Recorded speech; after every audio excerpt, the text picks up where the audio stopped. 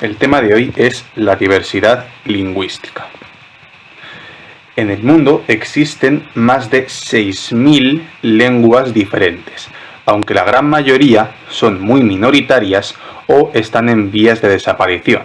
De hecho, algunas tienen menos de 10 hablantes.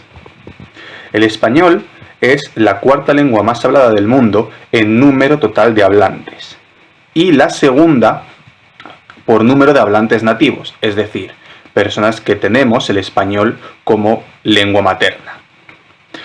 El número de personas que tienen el español como segunda lengua colocaría el español en la 9ª posición. Las familias lingüísticas son el término que damos para agrupar conjuntos de lenguas con raíces históricas comunes.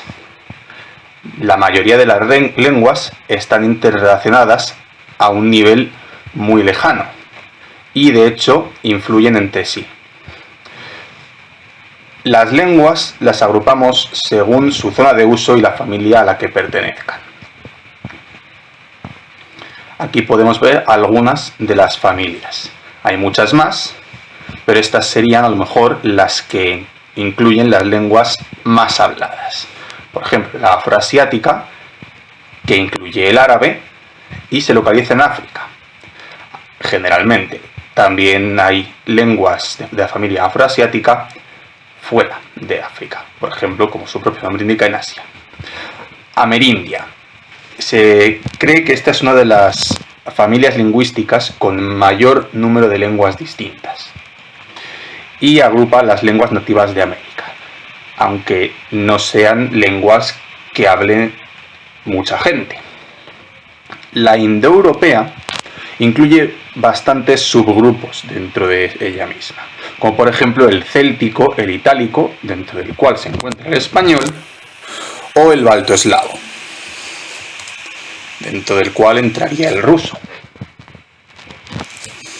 Y por último tenemos la sino-tibetana, que está muy extendida en Asia, ya que incluye las variedades del chino, una de las cuales, el chino mandarín, es la lengua más hablada del mundo por número de hablantes nativos. La lengua más hablada del mundo, número total de hablantes, podría ser el inglés. Como detalle, hay algunas lenguas que no se han podido relacionar con otras, por lo tanto constituirían una categoría única. Una lengua que conocemos con esta característica es el euskera o vasco, que no hemos podido relacionar con ninguna de las otras lenguas que conocemos, ni en la península ibérica ni fuera de ella. Además de las familias lingüísticas, dentro de cada lengua existen ciertas variedades. Suelen ser de 3 tipos: geográficas, culturales y de uso. En las geográficas se incluyen las variaciones que se dan según las regiones en las que se habla la lengua. Además se llaman dialectos. En algunos casos el dialecto recibe un nombre concreto para diferenciarse de la lengua madre, que podríamos llamar. Un ejemplo podría ser lo que consideran algunos del catalán y el valenciano, aunque eso es una discusión mucho más larga. Las siguientes son las culturales, las cuales se dan según el nivel social y cultural de los hablantes. Y hay 3 niveles, dichas del nivel más cuidado y rico léxicamente hablando, al menos, que son el culto, el estándar y el vulgar. Y por último tenemos las variedades de uso, la cual es influida por las circunstancias en las que se da la comunicación.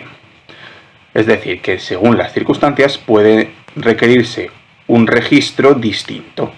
Estos son el formal y el informal. Vamos a ver un poco los registros lingüísticos algo más en profundidad. Como hemos dicho, puede ser el informal o el formal. El informal se utiliza en conversaciones con familiares y amigos. También se llama coloquial. Y el formal es el registro más cuidado y lo utilizamos con personas con las que no tenemos relaciones personales o de confianza. También algunas situaciones cuya seriedad comunicativa sea mayor requieren el uso formal, a pesar de que podamos estar hablando con alguien cercano. Por ejemplo, el trato con una persona en un trabajo. Ahora vamos a ver algunas de las diferencias. El registro informal se caracteriza por ser natural e improvisado, mientras que el formal lo planifica. Por otra parte, el vocabulario en el registro informal es mucho más sencillo que el que se utiliza en el formal, que es más variado y rico léxicamente. El informal además suele emplear enunciados cortos y simples, mientras que los enunciados complejos e interrelacionados entre sí se dan en el formal. Por último, el informal permite el uso de palabras comodín, mientras que el formal no lo permite.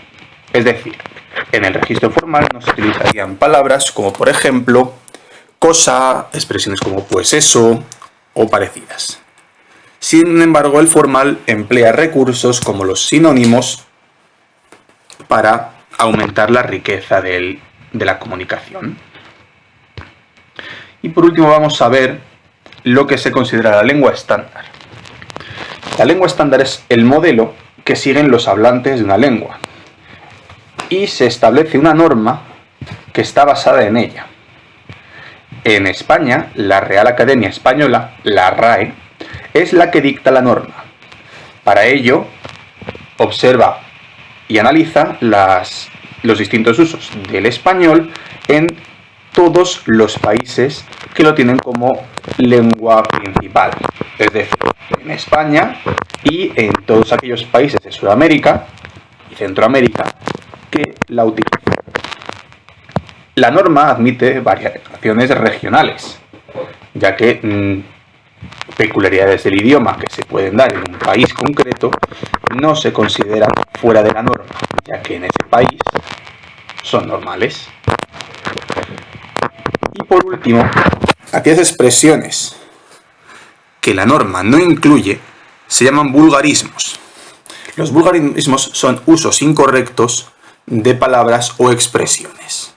Por ejemplo, llegastes o a moto por moto. Otro ejemplo muy conocido sería almóndiga.